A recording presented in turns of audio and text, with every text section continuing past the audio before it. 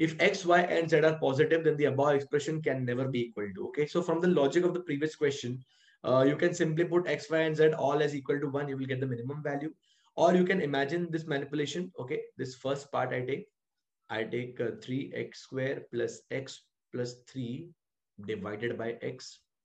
Okay, separate the denominator with the numerator. So 3x square upon x plus x upon x plus 3 upon x, right? So यहाँ से x cancel हो जाएगा, x 1 देगा. So here you have 3x plus 3 upon x plus 1. Okay, if you take 3 common, you get x plus 1 upon x plus 1, right? If you observe, this is nothing but x plus 1 upon x. इसकी minimum value कितनी होती है? 2. When x is equal to 1, right? So for this part of the bracket, okay, the minimum value is 3 into 2 plus 1. 3 2 is 6 plus 1 is 7.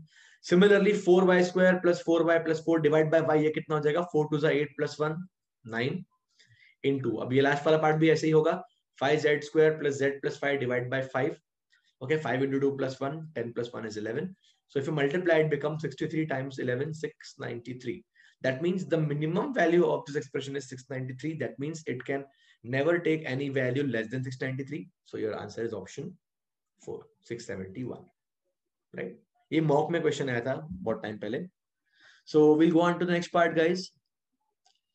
If x plus 1 upon x is 7, find the value of x square plus 1 upon x square. Okay, now very simple. What I would do is I would try to generalize this. I'll take x plus 1 upon x as k and find out the value, and then we can find out a general answer for this. Okay, so we'll square both sides first.